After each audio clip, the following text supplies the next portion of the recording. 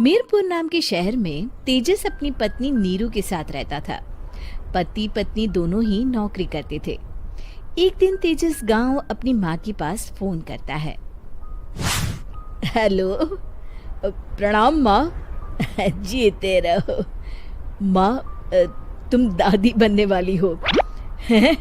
अरे वाह, ठीक है बेटा, मैं कल ही आती हूँ। जब माँ जी शहर पहुंची तो बेटे बहू ने बहुत अच्छे से स्वागत किया। लीजिए माँ जी, चाय। अरे गर्मा गर्म पकोड़े ले आओ माँ के लिए। नीरू रसोई में गई और 2 मिनट में ही पकोड़े ले आई। जी ये लीजिए।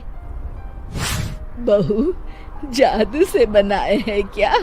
अभी तो रसोई में गई थी। यम्मी।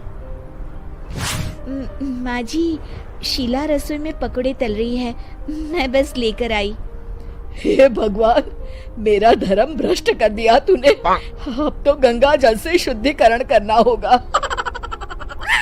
दूसरे दिन, माँ जी मैंने नाश्ता बना दिया है, ऑफिस जा रही हूँ। पर अभी तो घर का सारा काम पड़ा है। शीला आती ही होगी, झाड़ू पोछा बर्तन कपड़े वो सब कर लेगी। हमारे जमाने में घर का सारा काम हम ही करते थे। जी माँ जी, आप बहुत होशियार हैं, मैं घर ऑफिस दोनों नहीं संभाल पाती। तो जरूरत क्या है घर से बाहर जाकर चाकरी करने की? वैसे भी घर का काम खुद करने से घर में बरकत आती है, समझी? पर माँ जी। पर वर कुछ नहीं, इस महीने की पगार मिले फिर ऑफिस बंद। हाँ। रात को नीरू तेजस से कहती है, सुनिए जी, माँ जी बोल रही थी कि मैं नौकरी छोड़ दूं। वैसे ठीक ही तो है, अभी तुम्हें आराम की जरूरत है। फिर भी आराम कहाँ, शीला को छुड़ाने के लिए बोल रही थी। तो अब 24 घंटे में इतना काम तो कर ही सकती हो। पर जॉब पसंद है मुझे, घर पर मन नहीं लगेगा। अगले दिन जब दोनों ऑफिस के लिए निकल रहे थे, मेरी तो कोई कीमत ही नहीं है इस घर में। माँ जी, आजकल महंगाई बहुत है, रहन सहन भी बदल गया है, दोनों नौकरी करते हैं तभी ठीक रहता है। अच्छा, तू कहना क्या चाहती है? मेरा बेटा तुझे बिठा के खिला नहीं सकता? तू ही इस घर का खर्च चला रही है, हैं? नहीं माँ जी, मेरा वो मतलब नहीं था। मतलब खूब समझती हूँ, ये बाल धूप में सफेद नहीं किए मैंने। हाँ। अब तो ये रोज का काम हो गया था। तेजस भी रोज की झिकझिक से परेशान हो गया था। एक दिन उसने कहा, नीरू, वैसे भी तुम्हें मैटरनिटी लीव मिलने वाली है, तो अभी से ही छुट्टी ले लो। पर क्या, मेरी सैलरी अच्छी खासी है। आखिर नीरू ने रिजाइन कर दिया। जब बच्चा हुआ तो घर में सब बहुत खुश हुए। कुछ दिनों बाद तेजस फाइल देख रहा था। क्या हुआ तेजस, कुछ परेशान लग रहे हो? हाँ, वो हमारी जितनी सेविंग्स थी वो तो हॉस्पिटल में और छठी के फंक्शन में खत्म हो गई है नीरू। और अभी वैसे मंदी चल रही है तो मैं बोल रही थी कल मुन्ना को हेपेटाइटिस का टीका लगवाना है। नीरू, क्या पोस्टपोन नहीं कर सकते? नहीं जी, बिल्कुल नहीं।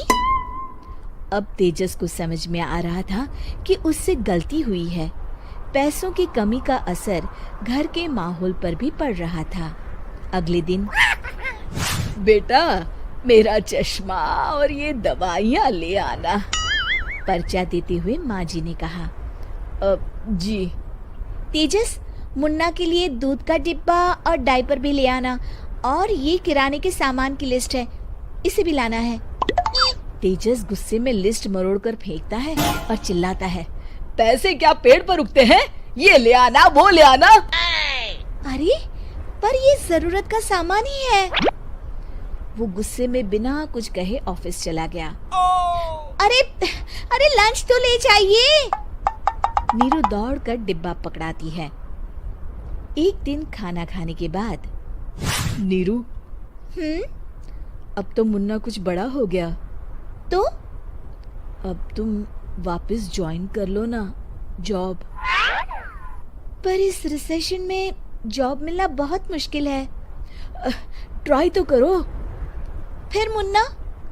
माँ जी है ना, और एक फुल टाइम मेड भी लगा लेंगे। पर माँ जी, उन्हें तो पसंद नहीं। तभी माँ जी वहाँ आ जाती है और प्यार से नीरू के सर पर हाथ फेरते हुए बोलती है, अब मेरी समझ में आ गया बहू, पहले के और अब के समय में अंतर है। तुम काम शुरू करो, मुन्ना की जिम्मेदारी मेरी। मेरी प्यारी माँ जी।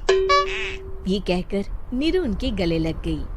शिक्षा, परिवर्तन संसार का नियम है, हमें भी समय के साथ चलना चाहिए। उम्मीद है कि आपको हमारी ये कहानी पसंद आई होगी।